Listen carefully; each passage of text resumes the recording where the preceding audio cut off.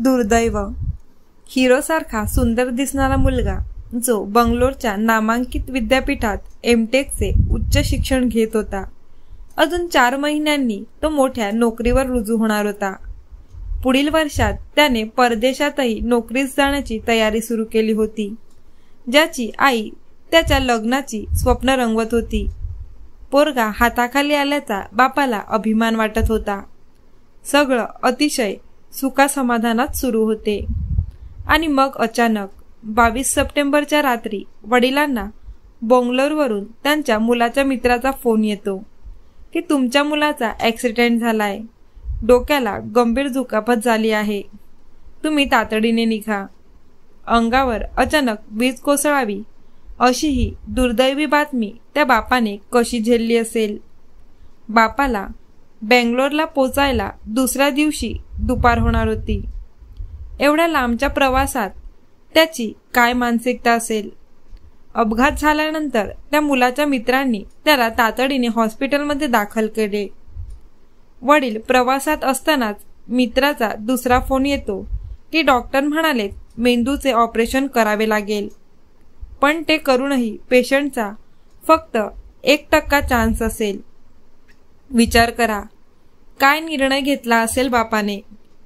दुसऱ्या क्षणाला हॉस्पिटलच्या अकाउंटवर पैसे जमा केले आणि बेंगलोरमधील नामांकित न्यूरोसर्जनला ब्रेन सर्जरीसाठी परवानगी दिली. वडील दुसऱ्या दिवशी दुपारी पोहोचले. ICUमध्ये मुलगा व्हेंटिलेटरवर होता. पुढील 48 तासात जर बॉडीने काही रिफ्लेक्स दिले तरच पुढील उपचार होणार होते, अन्यथा त्याच रात्री पेशंट गेल्यात जमा होता. मुलाच्या सर्व नातेवाईकांची देव पाण्यात ठेवले. प्रचंड प्रार्थना सुरू झाली आणि चमत्कार घडावा असे मुलाने थोडे तोंड हलवले. गेलेला जीव परत आला. सर्वांच्या आशा पल्लवित झाल्या. मुलाने डोळे उघडले.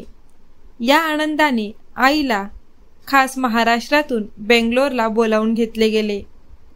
पोराचे उघडलेले डोळे पाहून आणि हाक मारल्यावर त्याच्याकडून मिळणारा प्रतिसाद पाहून आईच्या जीवात जीव आला होता. दुसऱ्या दिवशी डॉक्टरांनी उपचार सुरू केले. दिवसाला 1,00,000-1.25 लाखाचा खर्च होता. वडील डॉक्टरला म्हणाले, कितीही खर्च होऊ द्या, पण माझ्या मुलाला वाचवा. 23 सप्टेंबरपासून प्रकृती वेगाने सुधारण्यास सुरुवात झाली. पुढील आठवड्यात व्हेंटिलेटर काढला. त्यानंतर 5 दिवसांनी ऑक्सिजन काढला. मुलाने आता स्वतः श्वास घ्यायला सुरुवात केली होती. हात हलवणे, तोंड हलवणे, डोळ्यांच्या पापण्या फडफडणे अशा क्रिया सुरू झाल्याने पेशंट आता धोक्याच्या बाहेर आलाय असे वाटत होते. डॉक्टर म्हणाले, आता 2-3 दिवसात तुम्हाला पेशंट ICU मधून जनरल वॉर्डमध्ये शिफ्ट होईल. पण नियतीच्या मनात काही दुसरंच होतं. अचानक 13 ऑक्टोबर रोजी फुफ्फुसात इन्फेक्शन झाल्याने मुलाला पुन्हा व्हेंटिलेटर लावण्यात आला. गेले 22 दिवस हायर अँटीबायोटिक्सच्या वापरामुळे त्याच्या बॉडीने औषधांना रिसिस्ट करायला सुरुवात केल्याने इन्फेक्शन आटोक्यात आणले आता शक्य नव्हते. पेशंट सिरियस झाल्याचे डॉक्टरांनी वडिलांना सांगतात ते हतबल होऊन रडायला लागले.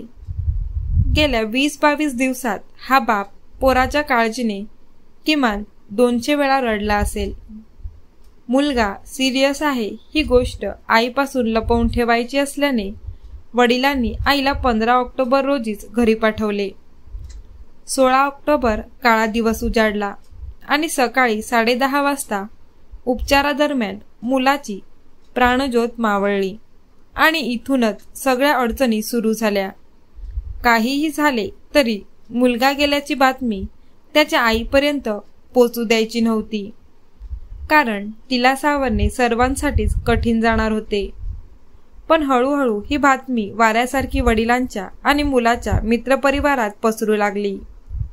हॉस्पिटलचे अवाढव्य बिल, पोलीस परवानग्या, पोस्टमॉर्टम ह्या सगळ्या प्रोसेस पूर्ण व्हायला 24 तास गेले. अखेर 17 ऑक्टोबर रोजी दुपारी 12 वाजता मुलाचे शव घेऊन त्याचे वडील, काही नातेवाईक आणि मुलाच्या मित्रांसह रुग्णवाहिकेत कर्नाटकातून महाराष्ट्राकडे निघाले. घरी पोचायला त्यांना 14 तास लागणार होते. तोपर्यंत मुलाच्या आईला हॉस्पिटलमध्ये ॲडमिट करून ठेवले होते. मुलगा गेलाय हा धक्का तिला सहन होणारा नव्हता. अखेर रुग्णवाहिका जवळ आल्यावर रात्री 9:30 वाजता डॉक्टरच्या उपस्थितीत मुलाच्या आईला तिचं लेकरू गेल्याचे सांगितले. तिच्या हंबरट्याने सगळं हॉस्पिटल हादरलं.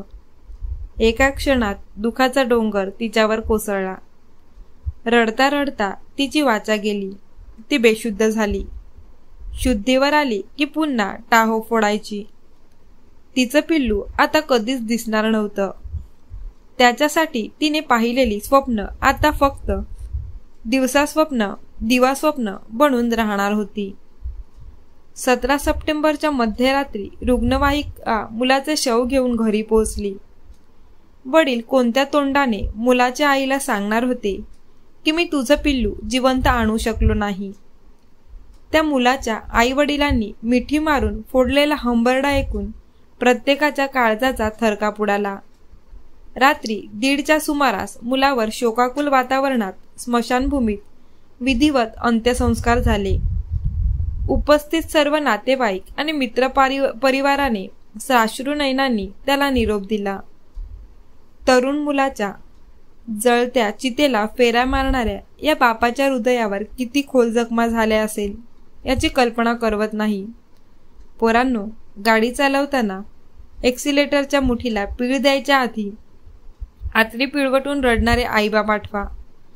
आपल्या धडकेमुळे दुसऱ्यांचा आणि दुसऱ्यांच्या धडकेमुळे आपला जीव जाणार नाही याची सर्वतोपरी काळजी घ्या. जीवन अनमोल आहे. त्याहीपेक्षा आयुष्यात एकदाच मिळणारे आईबाप बहुमूल्य आहेत. आपल्याशिवाय त्यांचे काय होईल याचे भान ठेवा. एवढी वाईट वेळ कुणावरही येऊ नये.